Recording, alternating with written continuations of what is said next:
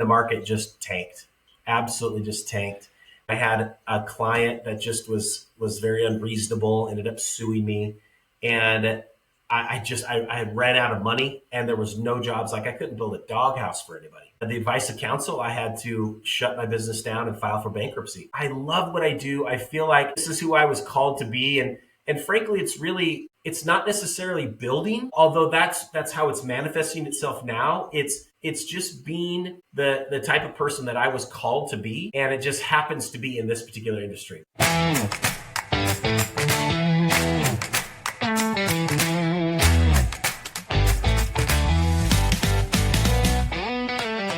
Hey there, and welcome to From the Ground Up Show, the show where we inspire and encourage free-thinking leaders by telling the stories of those that have been there, done that, and are still getting it done. People who have built a life that they love with their hands, their heart, and their hustle. I'm your host, Erick Loden, and today I am joined by Mike Riddle. Mike is a fellow graduate of Linfield College. Go Wildcats! He began his career as an elementary school teacher and now owns and runs Riddle Construction, a custom home building company. Mike is a husband and a father. So welcome, Mike. Thank you for joining us on the show. Thank you, sir. Happy to be here. Great. Well, we like to start off every show just getting to know you a little bit. And so we start clear at the beginning.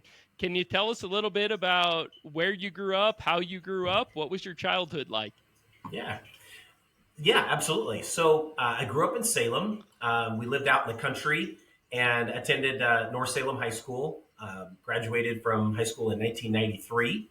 I played football and baseball there and had the opportunity to continue my sports career into college. And so I really had kind of two choices to go to school because my major was going to be athletic training. And the only two schools in Oregon at the time, Oregon State and Linfield, and I wasn't good enough to play baseball or football at Oregon State. So Linfield was my easy choice. So started there in 93 and graduated in 97 with a degree in athletic training and as well as all of my teaching credentials. So as you mentioned before, I became an elementary school teacher. I taught elementary PE. I did that for 7 years, and then I coached baseball at McMinnville High School, as well as was an athletic trainer there, along with another trainer friend. So great years of my life. I'd still be doing it if I could afford to be a teacher, but had a great time kind of working with both levels of kids. You have the young kids in the morning and then the older kids in the afternoon, and just really it was a love of mine to be able to give back to the kids of that community, just like people poured into me when I was younger. And, getting started in the construction company wasn't never really part of my goal. When I graduated from high school, I worked for a custom home builder remodeler every summer and every break and learned how to do, foundations and framing and trim carpentry and, all hands on, not necessarily all the thinking or ordering or anything like that, but I learned how to do the work. And it was either the hottest times of the year or the coldest times of the year. So it wasn't something that I thought was, boy, I want to do this the rest of my life. But it was good skills. So when my wife and I decided we wanted to have kids, she said, hey, I really want to stay home. And she was a school teacher as well. She taught first and second grade. And I said, okay, well, I better find a second job. So what I decided was, hey, I know how to do physical labor and fix things like that on a home. And so what I did is I started a company back then. It was a different name of the company, and I started with my dad because he was retired, and he had the startup funds for me, and did a flip and did another flip, and then finally, but I really wanted to do new construction. That was my love. And so I bought a lot, built a house. I think the first house I built was like maybe in 2003 or something like that. I started the company in 2002. Finally built my first house in 2003. And, here we are, almost 23 years later, and have a completely different business plan, a different company, different life than I had ever thought was even possible. Yeah, that's great. I can agree with you. We do not pay our teachers well enough. I think there's two types of teachers. There are great teachers that don't get paid nearly well enough, and then there's crummy teachers that get paid too much. Yeah, yeah, and that's probably true in every industry. But Yeah, it is definitely a passion project. I mean, the pay is okay; it's not great. It's yeah, certainly really not great for to build a family upon, but it is doable. yeah. So, I know, especially there in Oregon, it's rough. We pay our teachers a little bit better here in Wyoming, and I still don't think it's enough. But yeah. what was it that originally led you into teaching? What got you on that career path to start out with? Yeah, I think just the coaches and the teachers that I had in high school um, really kind of influenced me. I knew I always wanted to be a coach of some sort. A teacher wasn't necessarily sure that's what I wanted because when I went into college, what I had went in for was athletic training, as I had mentioned, and I soon realized that the athletic training world, in order to make any kind of a reasonable income, you had to kind of do it at the professional level. So you had to work with a Blazers or the Dallas Cowboys or something like that, where you're Yeah. traveling all the time and hard to put your roots down and raise a family. And I quickly realized, I just that's not the lifestyle that I was really looking for. So I really enjoyed being coached and being taught when I was, in high school. Maybe I could do that. So that's when I decided, I think my sophomore year, partway through my sophomore year, decided, well, I'm also going to get all my teaching credentials alongside of my other degree. And so it was kind of doing, two degrees at once, but it gave me the ability to still do the athletic training that I loved and be able to coach and teach. And Okay. that kind of came apparent to me in college when I realized the lifestyle of being a professional, being on the road with a professional team was just not something I desired. Yeah. Awesome. Was there a particular teacher or coach that really inspired you, really made a difference in your life? Yeah, his name was Coach V, as in Victor, but it stood for Velutini, a very Italian name. And Coach V was an inspiration to everybody at the high school. He was a football coach, but also the kind of the weightlifting coach. And I would say it was probably the summer of my eighth grade year. The head football coach came up to me and said, "Hey, Mike, how much do you weigh? How tall are you?" And he said, "Mike, your body is going to really transform if you would get yourself into the weight room and you would just dedicate yourself to getting stronger." And I said, "Okay, no one ever said that before, but let's do it." And Coach V was the person who was actually in the weight room teaching. And if you can kind of picture somebody who's super intense, but can tell you that he loves you with intensity unlike anybody else I've ever experienced in my entire life. He was amazing, and I always wanted to emulate the best parts of him. I would never have the same personality or intensity that he did, but to be able to take the positive things that he did and the love that he showed through discipline and correction and use that in some other form of a career. So yeah, Coach Velutini would be my inspiration. That's great. I've always imagined maybe someday having a second career of being a part-time teacher or a coach. I think that would be fun, but I don't know that that's going to be in the cards for me. So we'll Sure, see. sure. Yeah. Well, tell me a little bit more about starting your business. You said you really started out with a vision to bring your wife home, allow her to stay home with your kids instead of being in the workforce. So, how did that go? What steps did you take to get your business off the ground, and what did that look like? Yeah. Well, kind of a long road, and it was again there was no roadmap, nobody to say, "Hey, Mike, you should try it this way." But when my wife told me that that was her dreams to stay home, I was like, "Okay, how are we going to figure this out?" Well, I need about this much money, which frankly at the time was not that much money to be able to replace her salary. I didn't need to do too much, but the concept would be is that I would continue to work my full time job, and then I would do side projects, if you will, throughout the year. And I knew that okay, well, I needed it to make at least her salary back to kind of keep us even. And so I started the business with my dad, as I mentioned. It was called R Squared Properties back then. So my last name is Riddle. So Riddle and Riddle it made R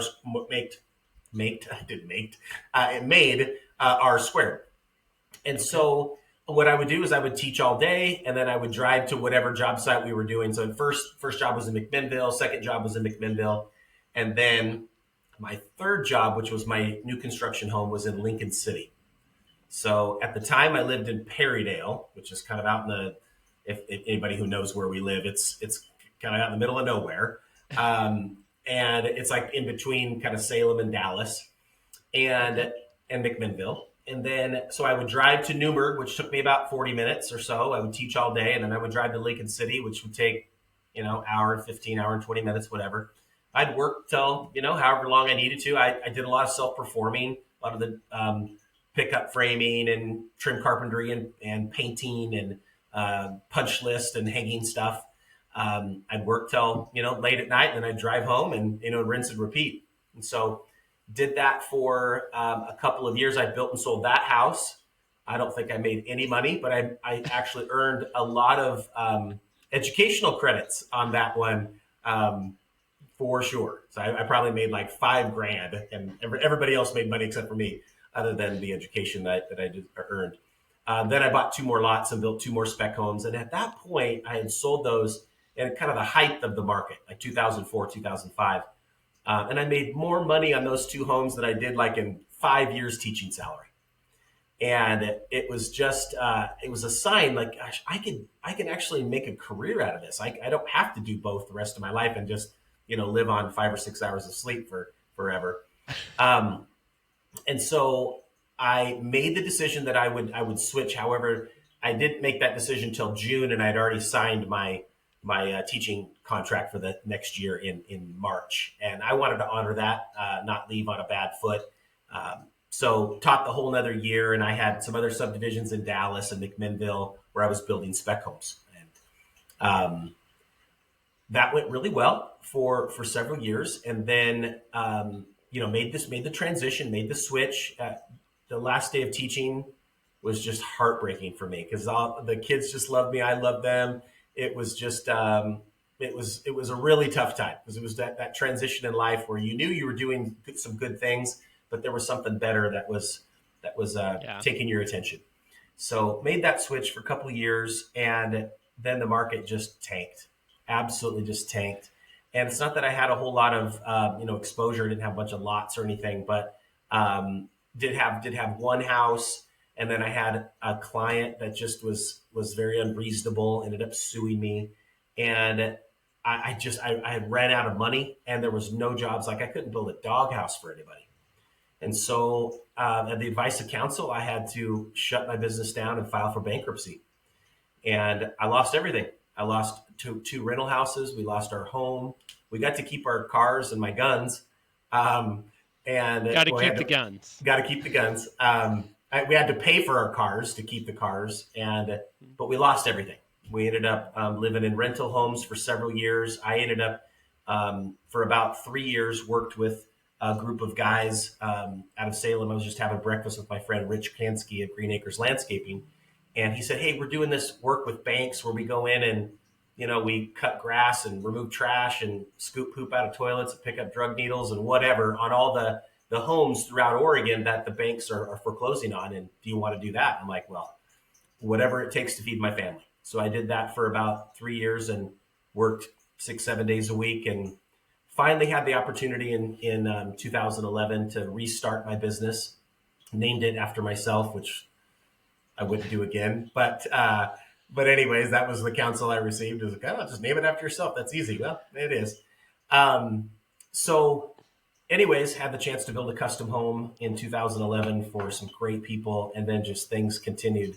Honestly, the Lord just continued to bless me with clients. Like I just couldn't believe it. So continued to grow from a team of one, which was me, and had another person to help me in the office, and now we have 16 employees, and we're covering a decent portion of Oregon territory. Awesome. Well, if you had the opportunity to rename your business, have you put any thoughts into something other than Mike Riddle Construction or Riddle Construction? Yeah, I mean, gosh, hindsight's always 2020. I had no dreams or ambitions to create a bigger business with this many employees and this much reach. It was more of just I just wanted to feed my family, and so I didn't even think about the name as being really all that significant. But as I get older and I think about transition into retirement, which is still a ways away, I'm only 50, but it is something that you start to plan for, 10, 15 years out. That a more transferable name or a more benign name that doesn't focus around me would have probably been easier for that transition. So just recently, we added a brand switch from Mike Riddle Construction to just Riddle Construction. There's a little less emphasis on Mike and more emphasis on the team and our process. But I could have come up with something like Heritage or Nike or some other kind of like name that doesn't have a person's name associated with it. That would have been pretty cool. But I just wasn't thinking that way because it was just like, hey, I need to get business. I need to start working. So this is easy. Yeah. I own a commercial roofing company, and we're called Dave Loden Construction. My dad named it after himself, and we still get calls every day. People call in and want to talk to Dave. I'm like, Yep. well, he's been retired for 11 years. Yep. So, Yeah. Yeah. And that's why I changed it to Riddle Construction because at some point, they don't know to call in and talk to Mike. Right. yeah, awesome. Well, it sounds like things have really blown up and grown in a big way. You said when you started, you didn't really have a vision or an idea to grow it to the point that it is. Was there a point where it really just kind of took off and got some legs of its own? Or, I mean, how has that growth progressed over the last, Yeah. 13 years, 14 years? Yeah. Great question. It's been very interesting because it's been somewhat steady, probably from 2011 until maybe like 2020 or so. Then COVID hit, and which was actually really scary at first. It's like, man, what's going to happen? But honestly, COVID was amazing for the construction industry Yeah. in a lot of different ways. The one way in which it was beneficial to our business is that we were not only doing custom homes, but we were doing remodels. And so people had to live in their homes more than they were used to living in. They realized, gosh, this is too small. We're too cramped, or I need a home office now because I have no office to go to. And so there was lots of opportunities to remodel homes for people because there just was no moving around. Interest rates were high. There wasn't as much inventory. That's still the case.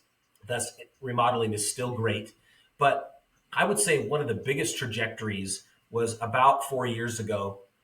I had the opportunity to work with an architect and a client who I knew, but not super well. We went to the same church together. We had kind of mutual friends. We knew who each other were, but weren't really close. And when they had met with this architect and wanted to build a beach home on the Oregon coast, the client had said, hey, I want Mike Riddle to at least have a shot at it. They had already been talking to another contractor. And the architect was like, I don't think that's such a great idea. He's from the valley. We should probably look at a coastal builder.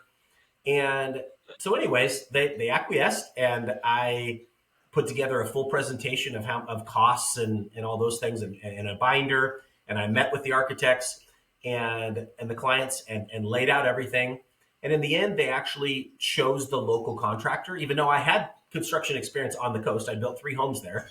Um, they just liked his. He was more of a seasoned coastal builder, and they liked that as a I don't know, safety blanket. So I didn't get that job, but the architects were very thankful for the amount of detail that I put in to the estimate and the communication that I had with them during that process. And when another job came up on the Oregon coast, they said, hey, we really think you should talk to Mike. And so I met with those clients, and we were able to build them an amazing custom home on the ocean. And it kind of just launched just the coast. I don't know, division of our company. I hadn't really planned on going to the coast, but Nesquin and Pacific City are like, an hour and 15 minutes away. So not Yeah. too far. And you get reception the whole way. So anyways, And over there, it's pretty interesting because a lot of the subdivisions we were working in were higher end neighborhoods, and they're pretty picky. And if you're able to just like answer the phone, like you're already in.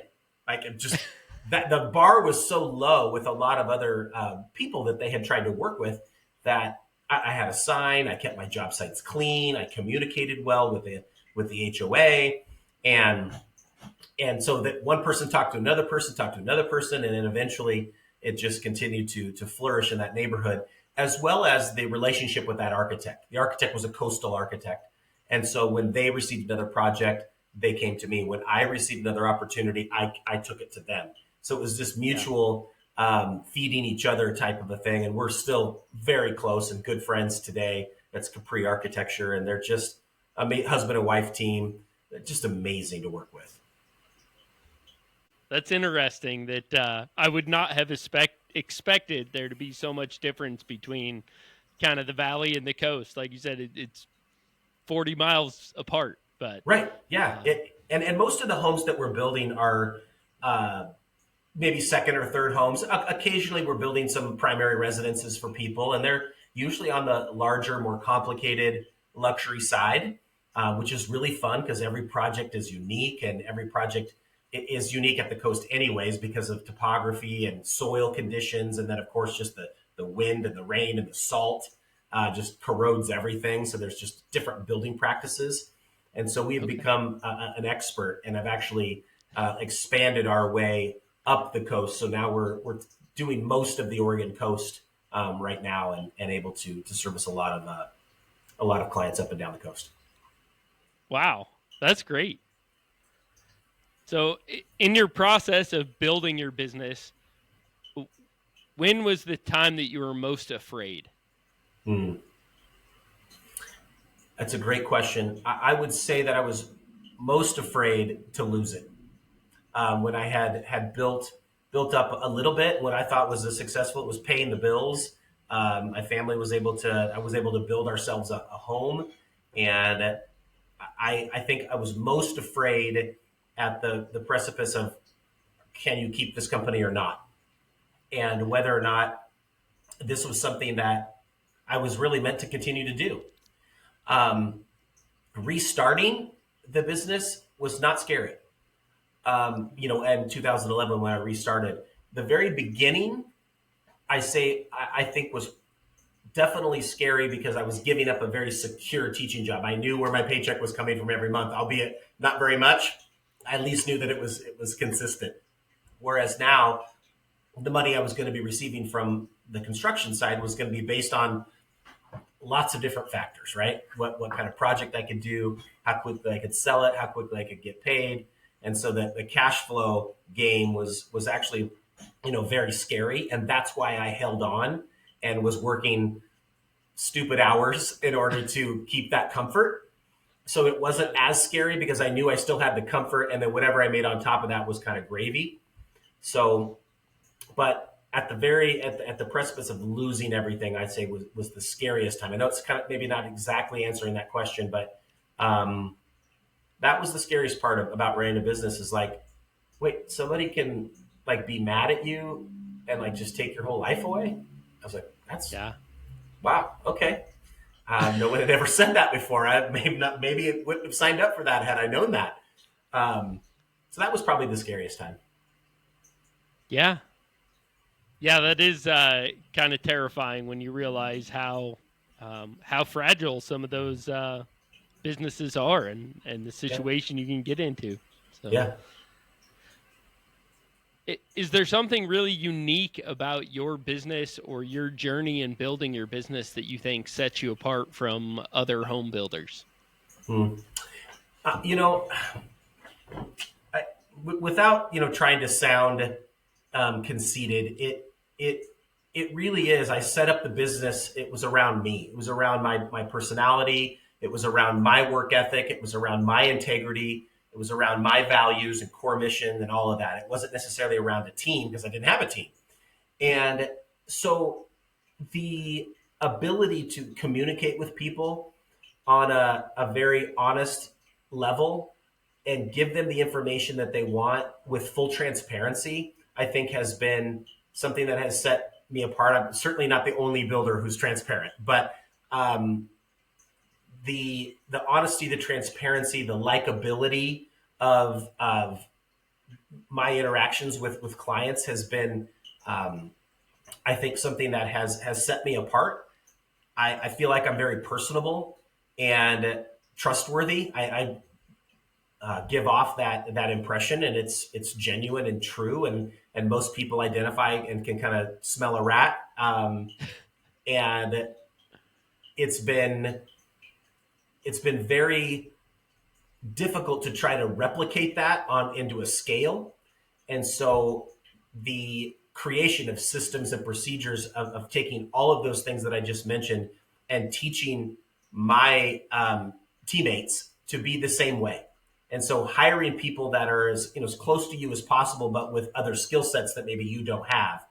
Like certainly I can't do everything in the business. And a lot of my employees are younger, and so they're very moldable and shapeable. But to start off with, I think it has been the willingness to go the distance for the clients, and knowing that, giving the sense of security that I have their back and that I'm going to do whatever it takes to make it right and to do it right the first time. But when things don't go well, which happens all the time in construction, right? You own a roofing company. Sometimes things just don't go well. You're relying on people, and people are imperfect. You're relying on people to not only make the materials that you're using that are imperfect, but you're also relying on imperfect people to install imperfect materials perfectly, and that doesn't always work well. And so, um, getting clients to fully trust that whatever it takes to make it right, you will do that. That's not everybody in the industry. I think people might talk that way, but when you actually put your money where your mouth is, that's something that I have a strong reputation for, and will continue to for the remainder of my involvement in the business, anyways. Yeah. Well, you kind of stepped into my next question, but I'd like to expand on it a little bit. I think a lot of construction companies, probably companies in general, but I'm in the construction world. Mhm. That initial company launch and building, it is very personality centric. It's Mhm. the owner is the touch point. Mhm. The crew runs on their personality, their schedule, their work ethic, all the things that you said. And so there's often kind of a delay or a transition point in growing through a personality centric business to a systems and a culture business. Mhm. So could you speak into maybe the strategy, the approach? You mentioned, hiring people that are similar to you, hiring young people, training them well. Is there more to that strategy, that approach to help transition from just your personality to a business where the whole culture kind of exemplifies that personality that you built the business on? Yeah, it's a great question. All the things that you mentioned that I mentioned before are certainly true, but I think one of the hardest things is that when you have built something that, let's call it your baby, you've built something that you're so proud of and that you've worked so hard at creating. You've built it from the ground up, and it's super hard to let go of.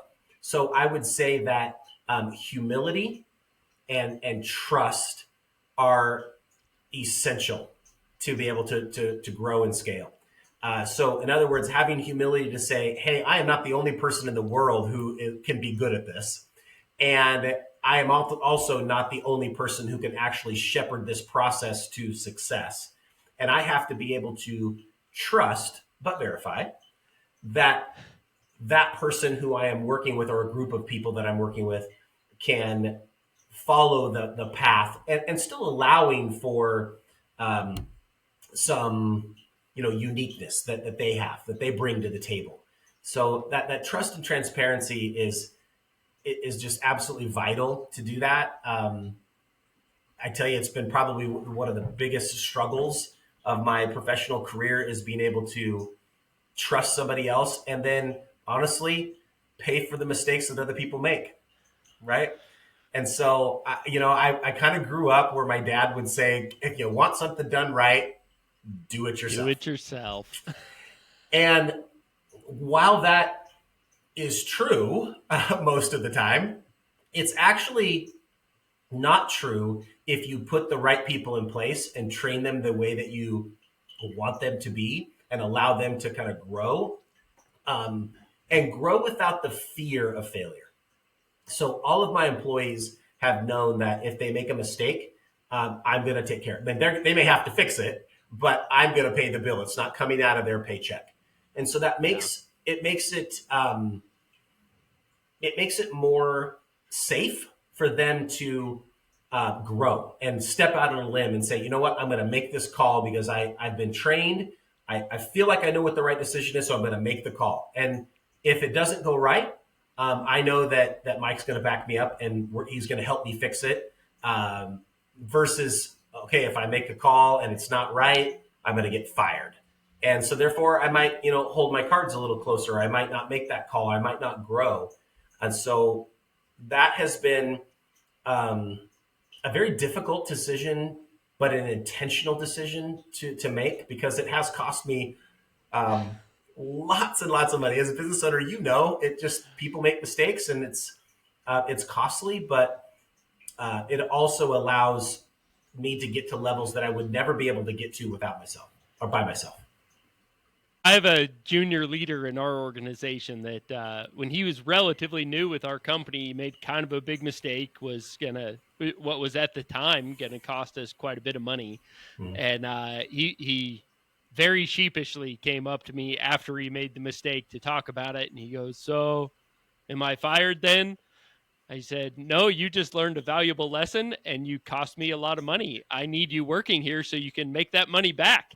And yeah, it's a good point. And he has grown into one of our, like you said, kind of a leader in our company. And that story's been told across our company to almost everybody that's been hired. And usually not by me. It's usually the other employees about how we handle mistakes. And, sure. Making mistakes aren't a good thing, but right. Erick's going to take care of it. And we're going to fix it and move on. So yeah, I think that's a great thing. It is. It's a culture and it's a choice. And there are some companies that just choose not to have that culture, and that's okay. But I learned this when I was, I learned it growing up. This is just who I am. My faith teaches me that grace is important. I've had a lot of grace on my life, so therefore I need to give grace to other people. But just a quick story. When I was working on a very large custom home, this was during college when I was working for that builder during the summer, I was cutting my very first glue lamb beam, and it was going to be we hand cut all of our roofs back then. There was no trusses. There were, but we never used them. And I cut completely wrong. It was like going to be 2 inches short. And, at the time I thought that glue lamb beam might've cost $20,000. I had no idea, now that I know it was probably a $500 beam, but as soon as I cut it, my boss came up to me and says, "Hey, Mike, do you realize that you did this and now we can't use this anymore?" I just felt awful. But he says, "Don't worry, we'll get a new one. It'll be here tomorrow and we'll cut it right and I'll show you how to do it." And that level of grace, just right, without "you idiot" or "you this" or "you that," just, I don't know, solidified in my heart that that's how I wanted to be. That was the culture I wanted to instill. They never cussed at me. They never said bad words. They never said, "you idiot." And of course, I made other mistakes. That wasn't the only one. But that culture is just critical for success. And actually, probably about 2 weeks ago, I got to talk to that man for the first time in decades. And I told him how important that was to the foundation of my business and the culture that we have. And he was just so honored, and he should have been. He deserves all the honor for that. That's great. I love that. Yeah, we're all going to make mistakes, and we're going to talk about it. We're going to learn from it, but you pick up the pieces and keep going. That's right. Was there anything that significantly delayed the growth of your company? And if so, how would you have handled it differently? It's hard to necessarily pick one. Most of the time, the lack of growth or the stunting of growth is just due to pride, or it's due to a lack of vision. To be honest with you, I think it's something to where I've always had the opinion and philosophy that whatever is going to come my way, I'm going to do the absolute very best I can with. And I'm going to, I guess, receive the blessing or the opportunity, and then do what I can with it. Versus saying, "Hey, I'm going to still do that, but I also want to be able to start thinking about, well, what would it look like if we did this? What would it look like if we had that?" And then through, as I mentioned, my faith, then through prayer and listening and being humble to say, not my will but yours. uh, I've had the opportunity and the thought process to say, well, maybe we should have a coastal division and a valley division. Maybe we should be doing remodels in both locations. Well, that means that I can't stay the same size. So in order to fulfill that opportunity and to take advantage of those opportunities, I was forced to scale. And I had felt as if it was yesterday the pain of not being able to build a doghouse for anybody. Like I mentioned before, during the Great Recession, just was no construction work out there, at least not on a huge scale like it had been for so many years. And so saying no was, like, you just didn't do it. Like an opportunity came up, you said yes. And so I've continued to have that same hungry mentality, hungry for wanting to capture opportunities, but also being able to refine that to where not everybody is a client and not every opportunity is a good opportunity. And so it went from every opportunity is an opportunity to where it's now every opportunity is worth a look over. And then we can decide which one's going to be the best, so that we can say yes to the great. So we can say no to some good ones so we can say yes to the great ones. Great. So, what in your business, what are the primary determining factors between a great customer and an opportunity that you need to pass on, or a great job? What do you look for? What is kind of your niche that makes a great project for you? Yeah, it really all comes down to relationship. I don't care what the house looks like. I don't care what your budget is. It makes no difference to me. It really matters about who you are as people. How do you get? How does the husband and wife get along, or the spouses get along? How do they fight? How do they get mad? How do they communicate?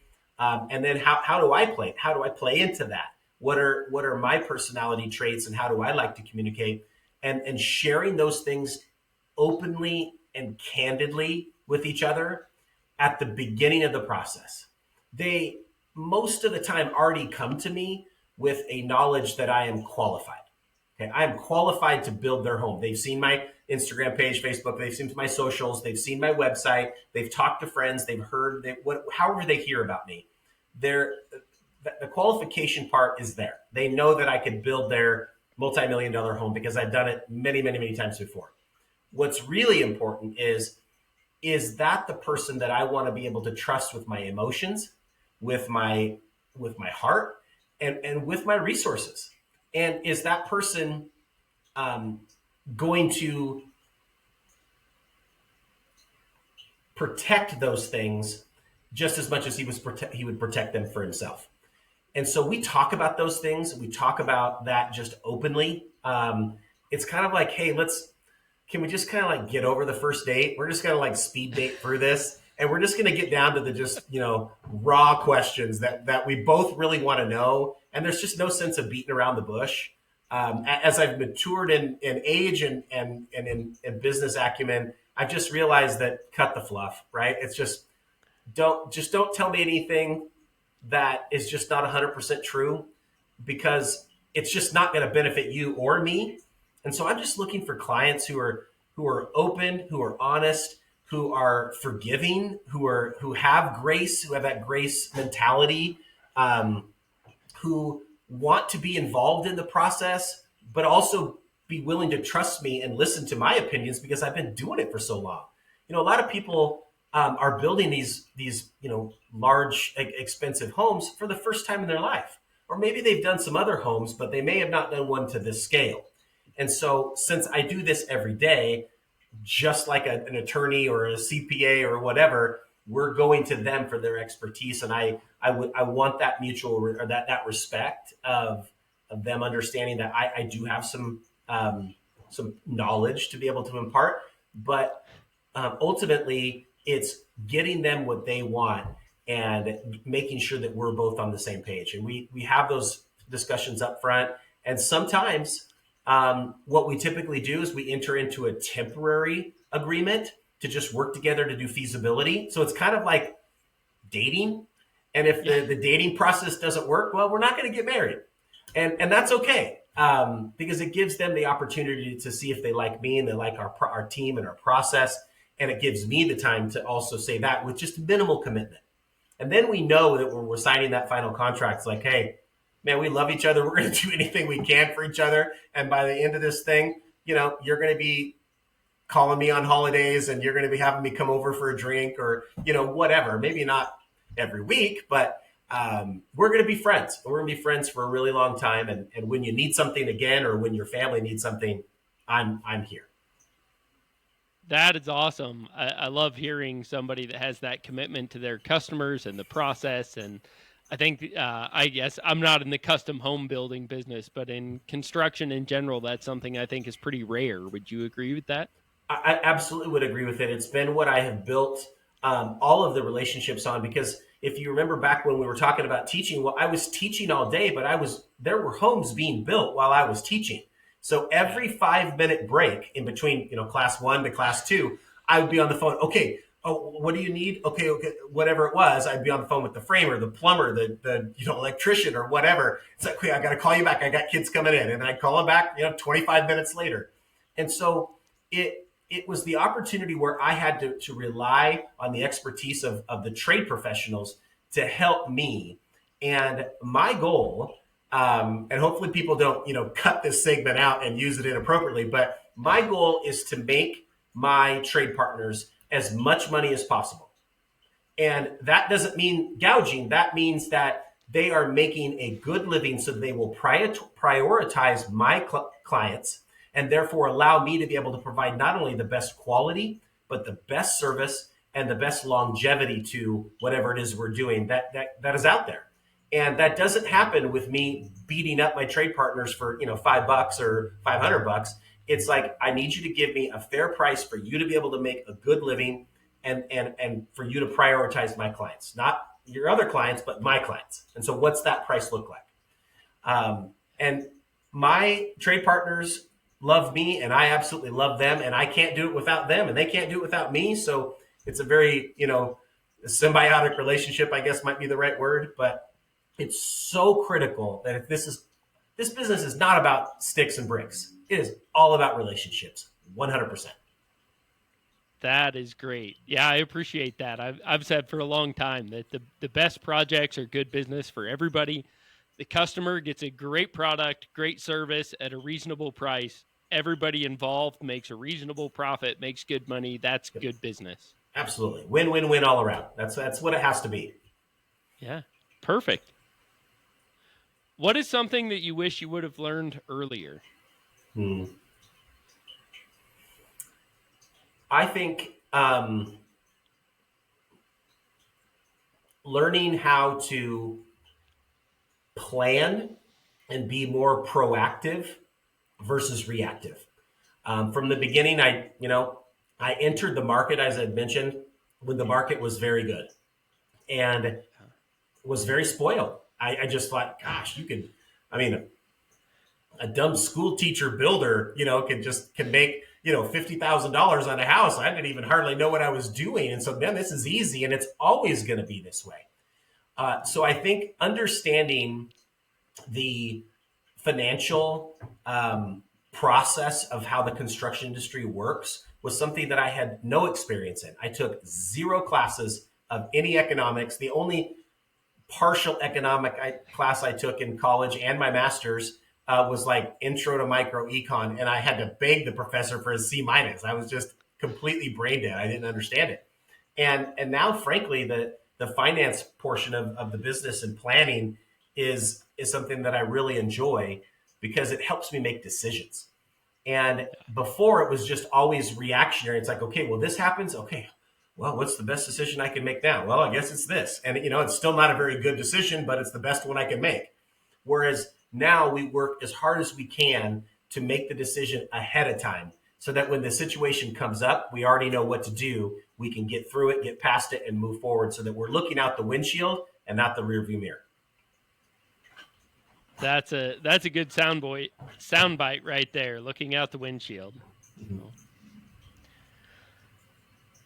Is there an opinion you have that has changed significantly as a result of your journey building your business? Is there something that you thought, or maybe a group of people or an idea that you judged unfairly early on, and you've changed how you look at that with more experience? Yeah, I think, and it changed. It changed quickly. I grew up in an era in which the blue collar trades were kind of like what you did if you just weren't smart enough to go to college, right? So if you didn't go to college, you're kind of like a loser, right? You're going to work at 7-Eleven or work at a gas station or whatever it is you're going to do, and the trades were looked at as a plan B, C, or D, right? If you just couldn't get a great career job. And I didn't know what I didn't know. I was just a dumb kid. And as I got into the industry and I actually spent more time and understood the craft that these people do, they are far from being dumb. They're frankly a lot smarter and more useful than any of the degrees that I have, to be honest. If you ever were to come to some of the homes that I build and look at the geometry and the math that it takes to build the homes that we do, it'll blow your mind, absolutely blow your mind. So I would say at the very beginning, I think that our environment, our society taught people to not respect the trades, not respect the blue collar. And now it's like, those are the most respect. That's the most respect I have, is somebody who can do something with their mind and their hands at the same time. And frankly, that's something AI is never going to be able to replicate, no matter how smart it is. I don't see AI, installing, a drain underneath my sink, or, framing a shed in my backyard. They're just not going to be able to do those kinds of things. And so that's what I would say is probably the biggest thing, is the respect I have for people in the industry. That's great. Sorry to go a little bit off topic. I saw a meme or a reel or something online combining two of your stories here. Mm-hmm. And it said, AI is coming for my job. Let's see AI drive 2 hours to a remote job site just to cut a beam 1 foot short. Yeah. Yeah, fair enough. Hey, listen, I mean, when I was teaching and like I was telling you, in between classes, I had one of those old, Motorola flip phones. And then I got a BlackBerry, and I was like, oh my gosh, my world has changed. I don't have to push, the number 3 twice to get B. It's just so much easier to type a text message. And, here we are. Technology is amazing. When my very first year in college, we learned about this thing called email. I'm like, email, what's that? And computers I'd heard of, but we had never really had one. We just did typewriters. I'm really dating myself. But anyways, it was like I learned all about the internet. And of course, there's so much good in technology that is out there to be used. And of course, there's a lot of bad things it can be used for too. But hey, listen, I use ChatGPT for quite a few things. It certainly is not going to replace any part of my business, but it has allowed me to be a little bit more efficient, where when I'm trying to research something, I'm not having to go to 5 or 10 different places. I'm able to kind of use more of a rifle approach versus a shotgun approach. Absolutely. But there's no question there's good things about it. And I don't think anybody in the trade industry is going to have anything to worry about. I'm sure it'll take over a few things, but at some point, but there's nothing like the human hand and the human brain. In your circle, or maybe in culture as a whole, do you see that shift happening widespread? Because I'm with you. The generation I grew up in, it was all go to college, go to college, go to college. You got to get an education, and if you don't, those are kind of the second tier citizens. Do you see that opinion shifting in culture as a whole, or in your circle anyway? Absolutely. I think a shift to more, trade specific or trade centric learning, or career technical education is what it might be more of a, common term, uh, has been a focus for over a decade now. However, it had been the other way for so many decades. Let's consider that as like the Titanic. You don't turn the Titanic around like a canoe. It takes a Yeah. long time to turn that boat around.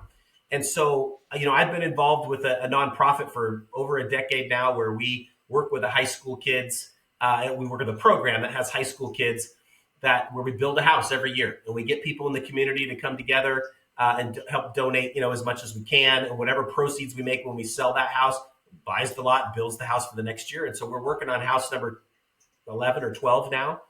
And that school that they go to has 10 different programs. There's police, there's filmmaking, there's auto body, there's manufacturing and welding, there's like psychology, behavior. There's a whole bunch of different programs. And to be honest with you, the graduation rate is embarrassing compared to the rest of the graduation rate of all of the other schools in Oregon. So graduation rate at that particular school is like 94% or something like that. And the average of on Oregon high schools is like 70 something. It's abysmal. But when kids can understand how to apply the, let's quote unquote, stupid things that they're learning in school, but they understand there's an application for it, and how that application can make my life better, or how it can make me money, or how it can do this or do that. It's like the light bulb goes off, and adults are realizing, and they have been realizing, that, hey, the people coming out of school don't have very many skills, at least the skills that I need to make to meet the demand that we have. And so, boy, if we don't do something different, we're still going to have the same problem. So yes, there is a big push. There has been a push for a while. There's going to continue to be a push. I personally would love to see more of a, probably what a lot of schools in, Europe and those kinds do, where you have your education up to a certain time, and then you kind of help steer kids towards a career path. And of course they can change, that career within that school. But, they're in high school, they're going to come out with being able to then go right into becoming an electrician, or being a framer, or being an architect, or an engineer, or whatever it might be. I think that's the future of education. I really do. And I think there's an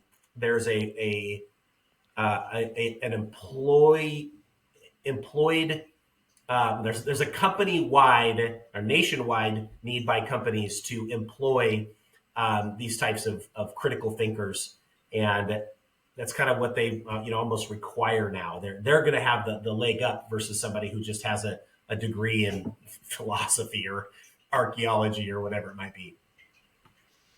That's great to hear. I see similar things in our area, and yeah, I've been preaching that for a long time, probably 20 years almost. I've been talking about the opportunity in the trade, and that I don't ever want to talk down on education, because there's a Sure. role for all of that too. Sure. But this culture we had built of one track to success, and that's where everybody goes, just isn't true. There's a lot of opportunity out there, and there's a lot of people that are not built for higher education and some of the career tracks that go towards, that are incredibly brilliant, talented, capable people, Mhm. and they would way rather be out on a job site than sitting in a classroom. So, Absolutely. And to me, I don't see either one of them as being brighter than the other. It's just it's being used for, they're using their gifts for something that's really good, and sometimes that's both, and sometimes it's one or the other. But we all have a role to play. And finding out that role as young as possible is I think what we really should be doing as society, is helping people understand what their calling is, and then supporting them to get there. that's great. I can't agree more. So, have you ever made a beneficial mistake? sometime when you really screwed up, it hurt you at the time, but in the long run, it led to a valuable lesson or really ended up helping you grow. Yeah, absolutely. I think, um, as I mentioned before, I wanted to be upfront with clients that, hey, I'm going to do whatever it takes to make things right. Well, that's easy to say, okay, but when something happens that is um, has a lot of dollar signs behind it, then it's going to test whether or not you really believe what you're saying and you're willing to put your money where your mouth is. So I've had multiple opportunities where I've had to make things right. I've had to eat it, if you will. And frankly, we have a large amount of that every year because we want to make sure that we do the right thing every time. And sometimes things in construction just happen. That's really nobody's fault. But ultimately, I'm the general. I am the person in charge. And so if something happens, I'm the one who's going to be able to take the heat for it. And so I believe that wholeheartedly. I've had opportunities where I've had to go and take a $50,000 bath, where I had to say, hey, listen, we screwed up. And here's what I want. I want to be able to lighten this load because I want us to be friends. I still want to be able to do projects for you in the past. And would reducing this amount allow you to feel good about this relationship so that we can move forward? And he said yes. And there's been other times where I haven't even had to have that conversation. I just do it. The clients find out about it, and they're just like, Mike, thank you for doing that. I'm like, are you kidding? That's just what we do. I wouldn't even think about it any other way. So we do the right thing every time. Now, sometimes we get it wrong, right? It's not intentional, but we're always going to get to the right way every time. And I think that's just something that is something that's part of our DNA. It's part of our culture. All of my guys know that we do that, and gals, of course. That this is who we are and this is how we do it. Now, obviously, we try to do as little as possible, but ultimately, that's the money part is further on down the line of importance versus the honesty and integrity that we gain from doing the right thing. Yeah, I've found that the customers on some of my projects that went the most sideways had the most problems, or like you said, that ended up eating a mistake in the largest amounts. Often those have come back to be my best customers. They're my raving reviews. They're the ones that go out and tell all their friends. Have you found that to be true as well? Absolutely. It maybe not in every case, but yeah, absolutely. And the reason is because they respect somebody who is willing to do whatever it takes to do the right thing, right? Regardless, and this is the definition of integrity, right? Regardless of who's watching or how it looks or how it hurts. That's, I think, a lot of people really appreciate that. They want to be around people like that. They want to do business with people like that. And it's definitely something I've experienced. That's great. So if you could go back to the beginning, 2011, launching Riddle Construction, would you choose to do it all over again? Absolutely, I would, in a heartbeat. People have asked me that. I've thought about other things that I would want to do, and there's maybe a few things that I think would be kind of fun. I would love to own a restaurant or be a bartender because I like people and I like being with people in fun situations. Where they're happy and enjoying themselves, and but clearly, neither one of those things are really part of my skill set, nor from what I understand, are financially wise to just start it and go. Unless you're willing to take some big hits. But no, I really wouldn't. I love what I do. I feel like this is who I was called to be, and frankly, it's not necessarily building. Although that's how it's manifesting itself now. It's just being the type of person that I was called to be, and it just happens to be in this particular industry. But if I was pulled out of this industry and moved to a different industry, I would do things very similar, obviously with just some different nuances. But but no, I love what I do. I love being creative. I love being social. I love communicating. I love building teams. I love building people. I love helping people spend an enormous amount of money and have fun doing it. Right. And I love doing that because that is something that most people don't get to do very often. And man, who wants to spend, $2 to $10 million with this $20 million and not have fun doing it? I mean, that's crazy. No one would ever like sign up for that. And so I love being a part of experience with people where I get to use my team's specialty to help make dreams come true. Man, you've got me all jealous. I've said for a long time, if I ever end up with a second career, I want to sell something that people are excited to buy. Mm-hmm. As a roofer, maybe I need to take some lessons from you. Maybe I'm just not good at it enough, but it's very rare that I have a customer that's excited to write me a check. Yeah, I hear you. And that's, to be honest, that's probably any singular trade other than maybe somebody who creates a vase or some kind of a cool product.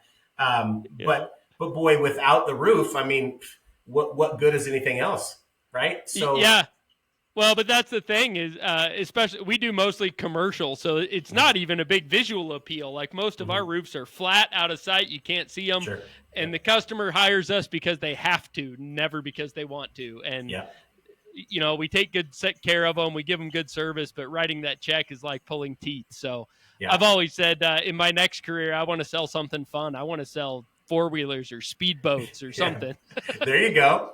Yeah, I love that. Yeah, I think honestly, knowing your strengths are really important. And frankly, it could be roofing, it could be plumbing supplies, it could be four-wheelers, it could be whatever. And I think finding your purpose in whatever it is, it's selling four-wheelers or roofing is no more or less glamorous. It's just, where you're supposed to be right now.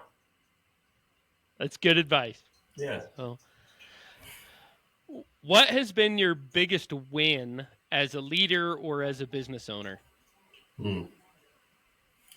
I think one of the biggest wins that I have is when I can watch my team come together as a team and solve problems using the experience and the tools that they've been given to do the right thing, make a situation right, or do whatever. And it's not always retroactive where there was a mistake, but it's also making plans to be successful ahead of time. And one of the things I find most rewarding, if I'm answering your question right, is being able to see the fruit of what I had worked, very hard to create actually, come to fruition. And I'm just so proud of the team that I have. They're just solid humans, every single one of them. And we continue to receive opportunities to hire, and partner with new people. And a lot of the times, Eric, I don't even look for them. They find me. And it's just like, I had one guy just come into the office and said, "How do I come to work for you?" I'm like, "What? Who does that?" And we get to know him, and we're just like, "How do we hire you?" It's just so cool to be able to be a part of something to where you get to put something in place, and you get to see the fruit. Not always do you get to do that. Sometimes you're the person cultivating the soil. Sometimes you're the person planting. Sometimes you're the person watering. Sometimes you're the harvester. And so it is fun to be able to have multiple opportunities to see growth. I think the best leaders that I've interviewed, when I ask that question, none of them ever talk about their success or financial success. They talk about their team and their people. Yeah. And I can tell you have a real passion for the people that work for you and your team. What has been a secret to, I guess now you kind of have a culture that, like you said, just attracts those people. Mm-hmm. But do you have a secret for how you started out? How do you find people that fit your culture and help you build that business that you're excited about your people? Yeah, great question. I think first you have to know what you're looking for. So what type of person am I looking for? What are the skill sets? what are the personality traits, both positive and negative. So knowing what I'm looking for is really critical, because it's kind of like my bumpers, it's my guide rails, it's whatever, so that I'm not, looking off over here. It's like, it's a really nice gal or a really nice guy. The resume is great, but they just didn't mark 3 or 4 of these other boxes, like being personable or being humble or being thoughtful or being a good speller, things like that. Being a teacher, I razz my team all the time when I see spelling mistakes. Um, I make sure that they know it, and they're very embarrassed, so they make very few spelling mistakes. But I think, in addition, it's creating a sense of unity amongst the teammates, so that when you are looking for somebody else, you're looking for somebody else who wants to be able to come into an environment that's like that. So it's creating an environment that you want, and then looking for people who not only have the skills but have the desire to enter in that type of community. Because there could be some people with skills that could definitely do the job, but they might not have the temperament. They might not have the personality to be able to fit into the culture, and that's really critical. So knowing what you want is the first thing, and then, to be honest, it's really just getting the word out through your inner circle, whether that be social media. It might be your church, or it could be I don't want to say like Craigslist or anything, but just getting stuff out there. Doing stuff like Indeed and things like that, where it's the big corporate stuff. I've just found that to be have a lack of fruit. I'm looking for personal recommendations of people who know our business and feel like that person would be a good fit. Okay, thank you. Yeah. What has been your best resource to grow as a leader? Do you have an author, a book, a podcast, something that has really helped you grow? Yeah, I mean, I tell you, what helps me to grow the most is my faith. So leaning into the Word. But if I had to use the 2 other kinds, is definitely people. There are people, mentors in my life that have been different stages of my life that have been able to, there's been a person who could help me to grow into this stage of my life, and then another person came into my life that helped me grow through this stage, and so on and so forth. Those relationships are critical, because you're getting to see eyeball to eyeball to another person, and that person typically has kind of been there, done that.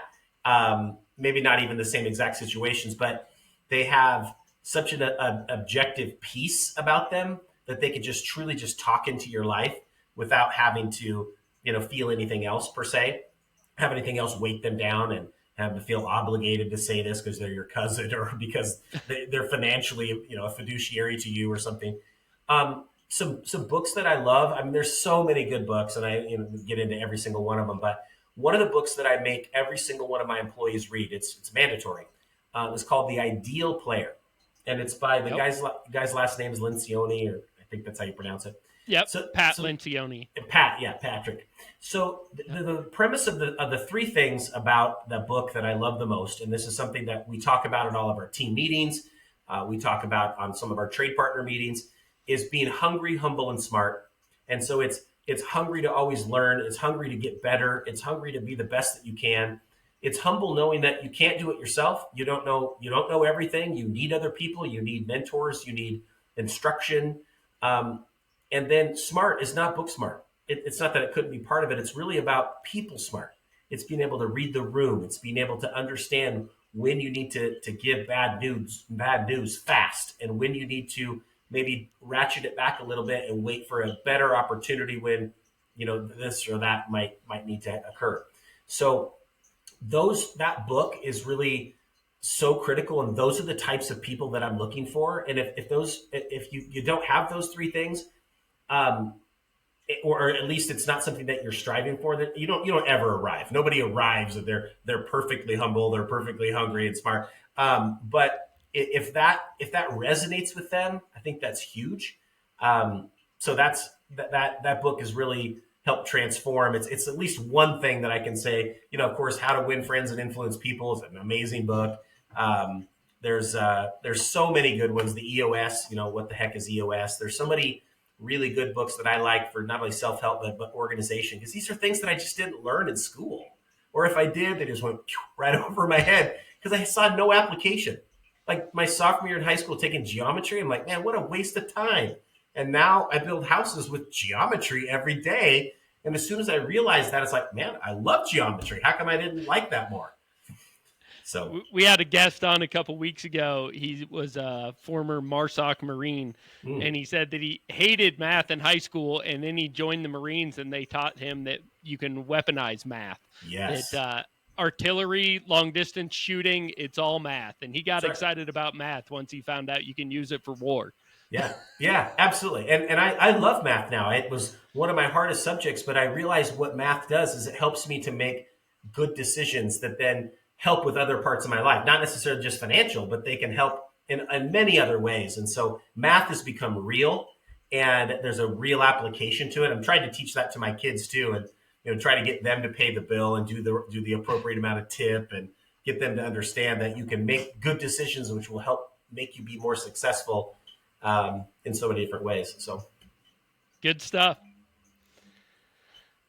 Well, I know you've been through some hard stuff. You started a business from scratch twice, transitioned from a white collar teaching career to blue collar construction, and even experienced bankruptcy and a failed business.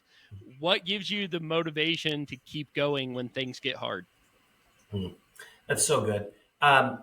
It's again, it comes back to number one, my faith. I just know that that no matter what, I'm loved, I'm saved, and I'm protected in a certain way.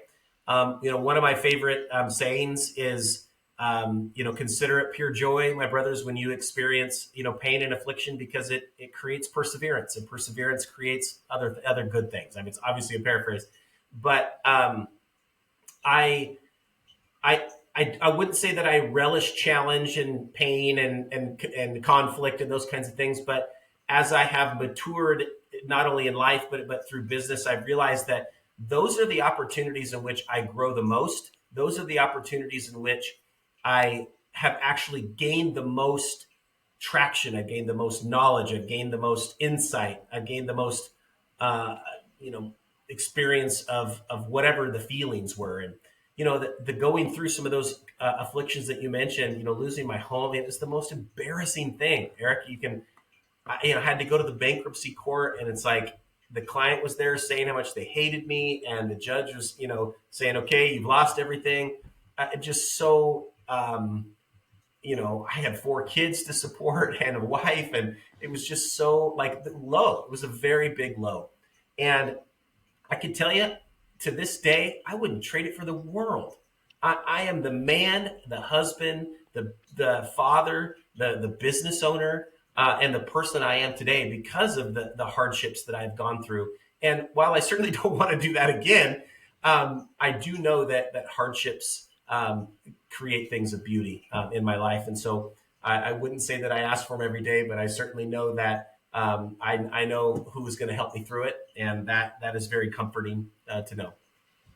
That's great. That's something I struggle with a lot. Is I look at my own life, and the times that I grew the most, the times that I matured the most, the times that I was closest to my Savior were the most difficult times in life. And so I think about, as I pray for my kids and think about what I hope for them and their future, man, I don't ever want to hope hardship on my kids or pray for hardship, but I also don't want them to live a life without the opportunity to experience the peace that you can have during hardship, the maturity, the growth, the development that comes with that. Yeah. And so it's kind of this, I'm with you. I don't ever hope for hardship, but Sure. There's a part of me that kind of longs for that development, that growth that comes through it. Yeah. And I think that takes maturity over time, because when it happens for the first time, you're just like, who the heck just hit me? It's just like I hit with a head with a hammer. But as time progresses and you mature in your walk in life and walk in faith, is that you just start to know that you know that you know that you know, and it becomes to where it's like, okay, I recognize it. Here we go. We're in a season.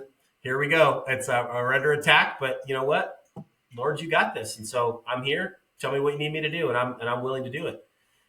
Yeah. But yeah, praying over our kids every day is so huge, and getting them to understand that, not giving them a cheat code, to get out of it, because there's that doesn't work.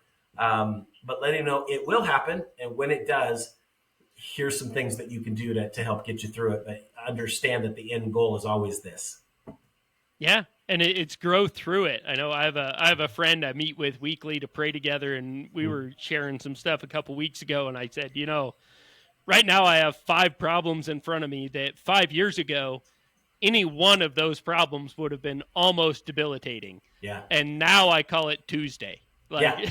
Amen, brother. Amen. And Eric, people that haven't been, through a lot of the things, or don't own a business, or haven't owned something, or been a part of something to where you have this exposure all the time. They just you can't get it, and you would never expect them to get it. But boy, I say that all the time. It's like, yeah, it's just like every other day.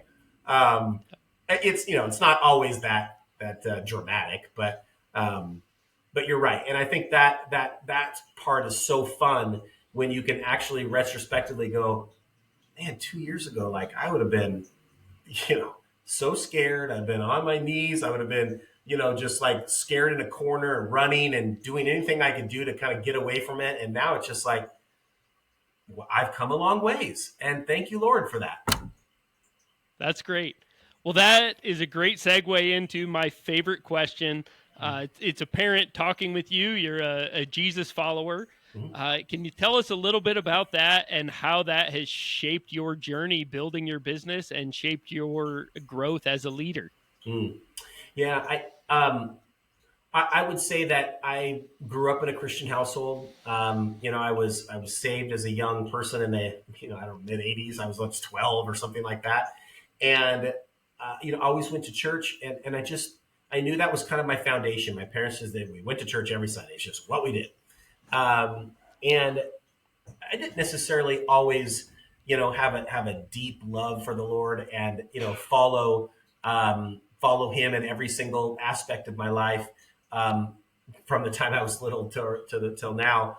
But I can tell you that as my life progressed from one thing to the other, that foundation, that solid rock, I always felt it as a presence in my life. I have a tattoo on my arm, and it's a cross, and at the bottom of the cross is roots, and those roots, entangled in those roots, is a verse in Proverbs where it basically talks about, teach a child in the way that they would go, and when they're old, they will never waver. And that is something to where, as a parent, it has been so critical for me to help my kids understand that no matter what you do, where you go, how you perform, how you win, how you fail, God will never leave you. He will never forsake you. He will always be there for you. But He is a gentleman, and He will not force that upon you. You have to be able to connect to Him. In this world, He created you for relationship, not only with Him, but He created you for relationship with each other. And so if you're not having good relationships with others, it might mean that you're not having a good relationship with Him. If you're having a great relationship with Him, you probably are having good relationships with others. And so it's always being connected and rooted in the Word, and rooted in your faith and fellowship with others who think the same. Not always, because of course we want to evangelize and be with as many people as we can, but those are things that I would say are so critical, is teach a child the way they should go, and when they're old, they will never waver. And doesn't mean that the road's perfect and smooth and always escalating up. There's going to be hills and valleys and low times and high times and lots of bumps and potholes. But ultimately, it is part of the journey, and with a for sure destination. Yeah, Jesus says, pick up your cross and follow me, not hop on the escalator. That's right. Amen. Amen.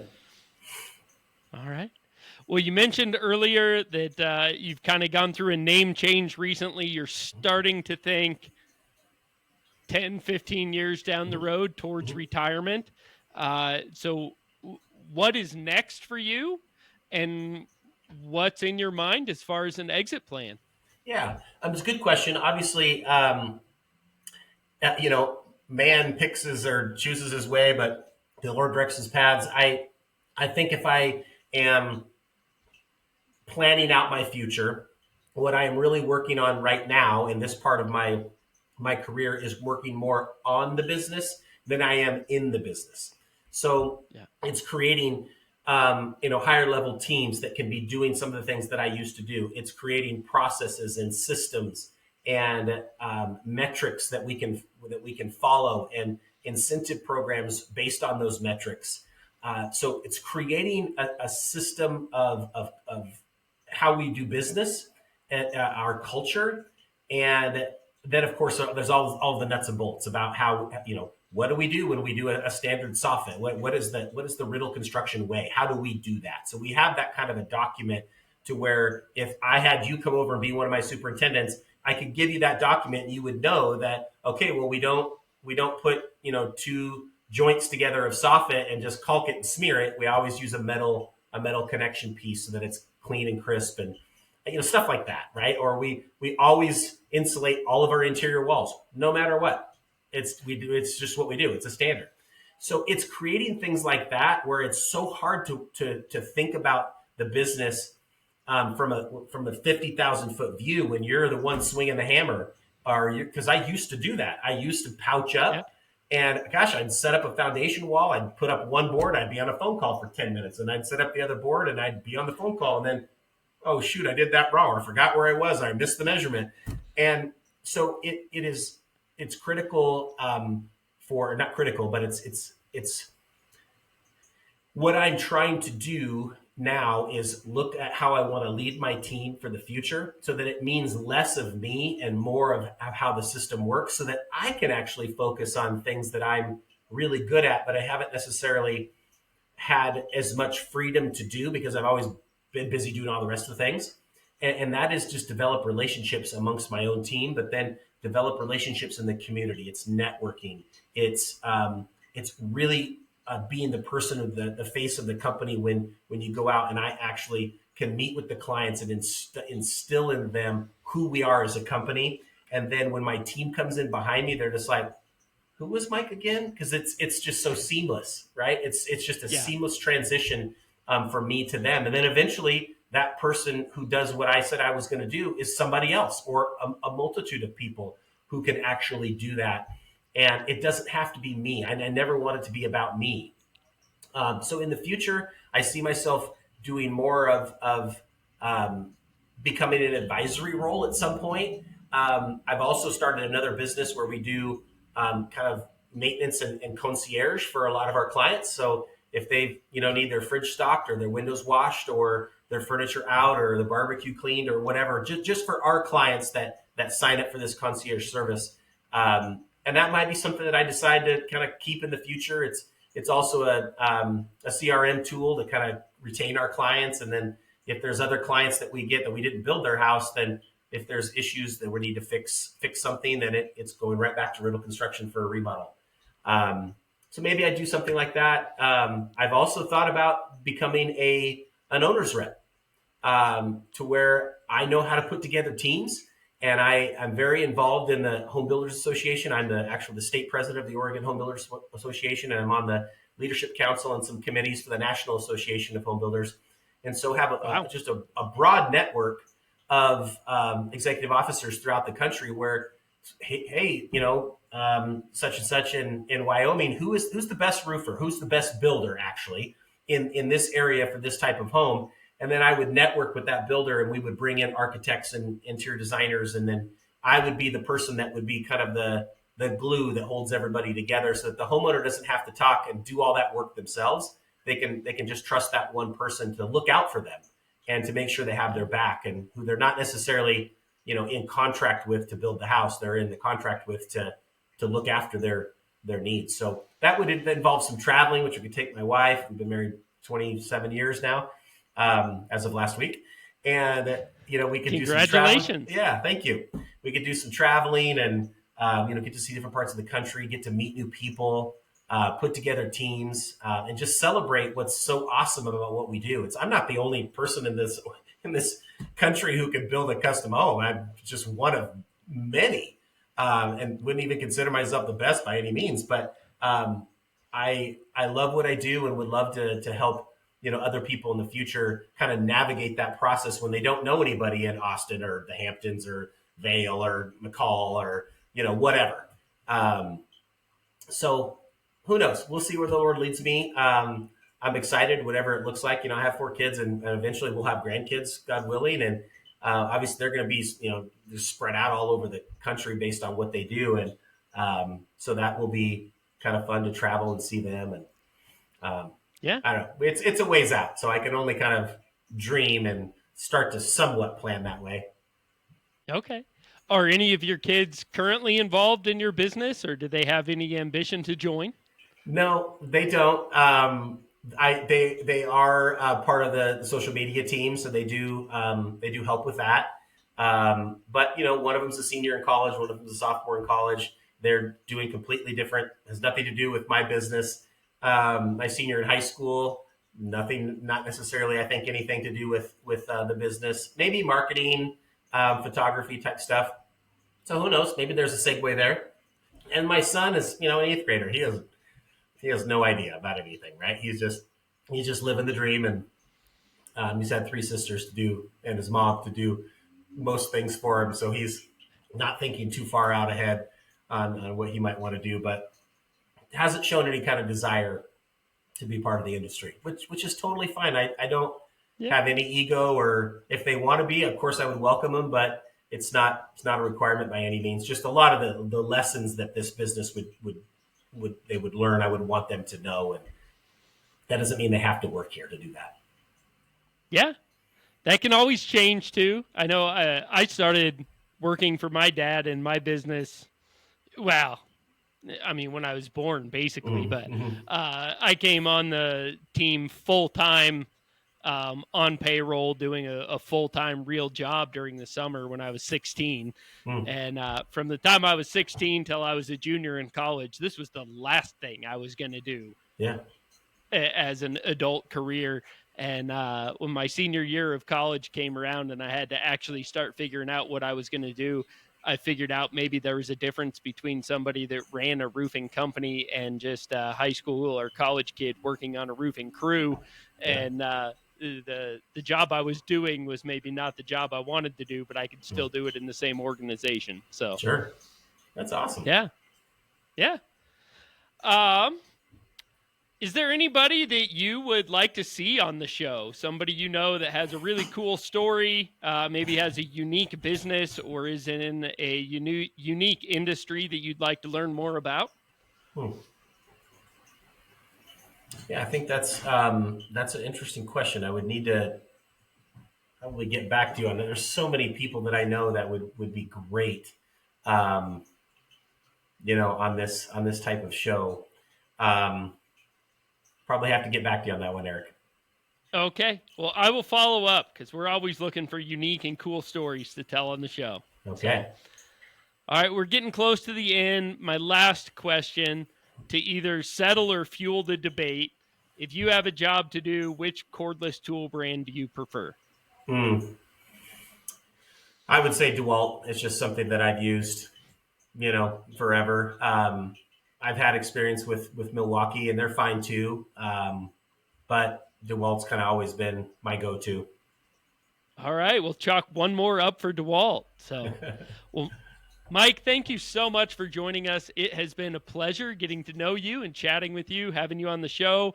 I appreciate you taking the time and joining us. And for all of you listeners out there, thank you for joining us here on From the Ground Up show.